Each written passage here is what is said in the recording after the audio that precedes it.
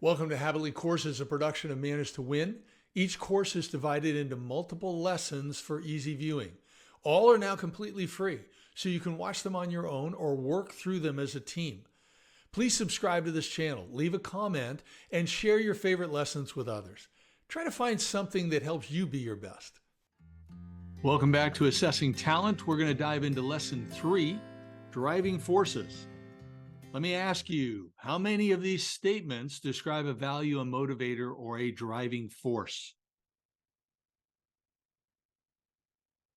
The answer is all of them.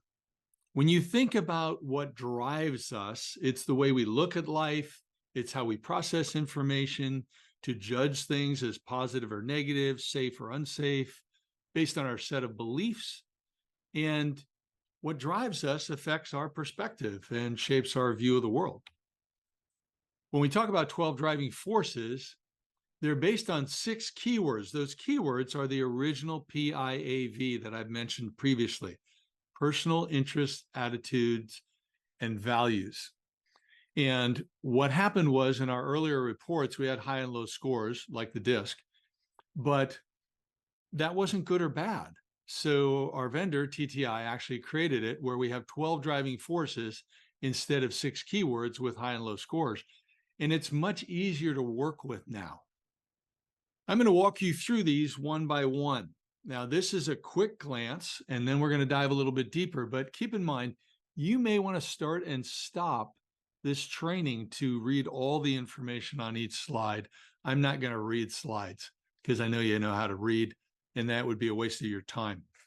So you can see down the center here, we have at the top of each row, the original 6 PIAV motivators: theoretical, utilitarian, aesthetic, social, individualistic, and traditional. Now, our vendor, TTI, has created some words they feel are more simple, which are knowledge, utility, surroundings, others, power, and methodologies. On each side, we have the different ways that people are driven by that motivator. So for knowledge, we have instinctive and intellectual. For utility, selfless and resourceful. For surroundings, we have objective and harmonious. Others, which is people-oriented, intentional and altruistic. Power, we have collaborative and commanding. And then methodologies, receptive and structured.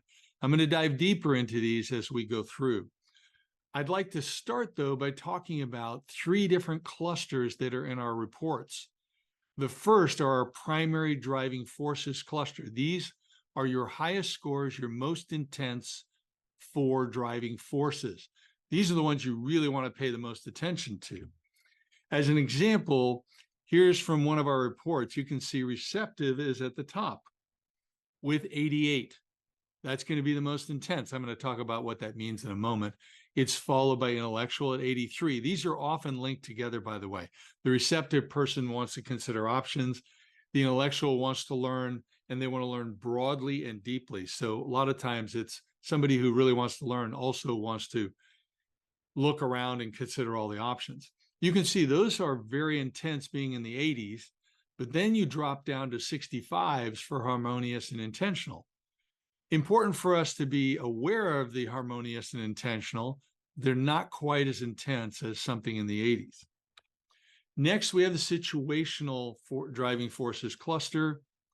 And these are things you need to be aware of, but they're not going to be a driver. So don't try to drive someone by engaging them on one of these 4. You can see how the scores drop. Now we're below 50. So commanding is 44, resourceful is 40, selfless is 40, and then we're all the way down at 33 for collaborative. Our last cluster are the indifferent driving forces. Why do you need to care about these? They're super low scores. The person's not going to be driven by them. That's the reason why. If you try to engage somebody based on one of these driving forces, and this is their scores, you may actually offend them or motivate them in the opposite direction. So like here, we've got objective at 24, it drops to 17 on altruistic. Then we're zeros for structured and instinctive. These are often the opposite end of their primary driving forces. So in other words, you're trying to motivate them in the opposite way that they're motivated. That's why you want to be aware of these, reminded of these. So let's drive into each one of these one at a time. As I say, there's a lot more information on the slides that I'm going to walk through, but let me touch on some key points. So when we think about people's drive to gain knowledge, it switches between either they're an instinctive or an intellectual. What does that mean? On the left-hand side, we have instinctive. This is the person that wants to use what they know already to get something done. If they need to learn something, they want to Google it, something quick, just learn what I need to solve the problem in front of me. And if they need to learn other things, they want to learn by doing or learning with others as part of doing. On the opposite side is intellectual. These people want to learn everything, broad and deep. They'd be lifelong students if they could afford to be. You can give them a 400-page book that's tiny type. They'll go after certifications. They'll go back to school. They'll attend seminars. They will do all kinds of things to learn because they're driven to learn. So the contrast here is they're both driving forces, but the instinctive wants to build off what they already know and learn by doing. The intellectual will learn any way that they have an opportunity to and may spend too much time learning. Keep that in mind. Next up, we've got utility. The focus here is what's the return on my time compared to what I achieve. On the left-hand side, we've got selfless. This person wants to do what's best for the company. So they're going to give themselves, and they're not really focused on their personal return. They're going to try to do what's best for the common good. In contrast, the resourceful, and this is the first of 6 of the driving forces that we feel are typically more results oriented. So the resourceful people wants a great return on their investment of time, resources, talent. When they're putting time into something, they want to be moving towards achieving something specific. The report may talk about that they're motivated by money. My experience is that's not true. The vast majority of people are motivated by results. And if they also want money, they realize they have to get the results to get the money. So high resourceful is an achiever. So give them very clear, measurable objectives, and they will go out and achieve. So you see the contrast. Both are driven by utility, but the selfless is more accommodating to others. Let's do what's best for the group, and they're giving. But the resourceful person is, I may be working for the group, but I'm also working for myself. And I want to drive this forward and achieve results. I want to be on a march constantly where I'm efficient and effective. Next up is surroundings. How are people motivated by their surroundings to achieve? Because this can have a big influence on some people. For instance, on the left side is objective. This is our second highly results-oriented driving force. This is a person who's driven by facts. They are marching towards achieving something. Give me the facts so I can drive it to a conclusion. I can put them in chaos, doesn't bother them, and they will figure out based on the facts, what do I need to do step by step to get out of something?